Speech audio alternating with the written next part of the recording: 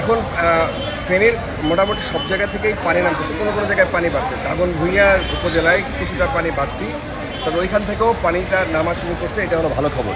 কিন্তু সবচাইতে আশঙ্কাজনক খবর হচ্ছে প্রচুর পরিমাণে মেডিকেল হেল্প লাগবে।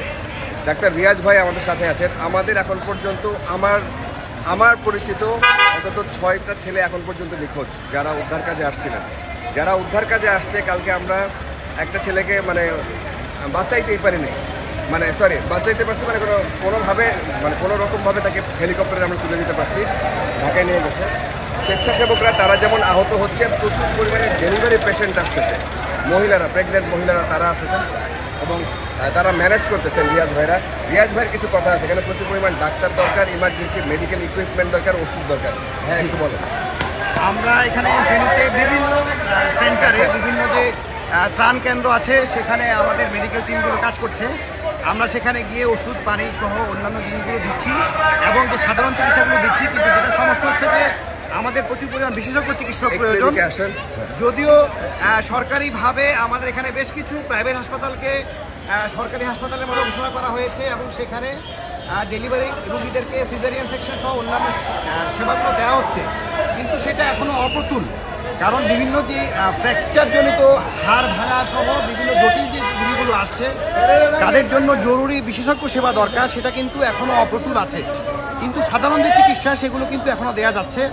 ওষুধপত্র এখনও অপ্রতুল আছে। যারা ওষুধ আনতে চায় বা মেডিকেল ইকুইপমেন্টস আনতে চায়, কী কী ধরনের ইকুইপমেন্ট দরকার, কী কী ধরনের ওষুধ? সার্জিক্যাল ইনস্ট্রুমেন্টগুলো বেশি দরকার, ফিউচার ম্যাটেরিয়াল দরকার। কারণ সরকারি হাসপাতাল যেগুলো আছে সেগুলো এখনও পর্যাপ্ত আছে, কিন্তু আমার কাছে মনে হচ্ছে 1-2 দিনের মধ্যে হয়তো সেগুলো শেষ হয়ে যাবে। সাধারণ ওষুধপত্র সেগুলো এখন পর্যন্ত পর্যাপ্ত আছে, কিন্তু সেগুলো কালকে থেকে শুরু হবে। কারণ বন্যা পরবর্তী যেসব পানিবাহিত যেসব রোগগুলো হয়, সেগুলো কিন্তু এখনও খুব বেশি দেখা যাচ্ছে না। পানি যেহেতু এখন কমা শুরু হয়েছে, তো পানিবাহিত রোগগুলো এখন দেখা দিবে। যে পানিবাহিত রোগের সাথে সাথে আমি আর একটা জিনিস বলি, যে ওইখানে এখন প্রচুর পরিমাণে ইনজুর্ড আসতেছে, মানুষ রোগীগুলো আসছে, বিভিন্ন গাছ পরে ইনজুরি হয়েছে, সাঁতার কাটতে গিয়ে ইনজুরি হয়েছে, বিভিন্ন কাটা রোগীগুলো আসতেছে। সেগুলোর জন্য আমাদের সার্জিক্যাল ট্রিটমেন্ট দরকার, সেটার জন্য অনেক বেশি সার্জন আমাদের প্রয়োজন। সেটা এখনও অপ্রতুল মনে হচ্ছে, কারণ এখানে ফেনীতে আসার পরে আমরা যেটা করছি, আমরা তেমন কিছু করতে পারছি না।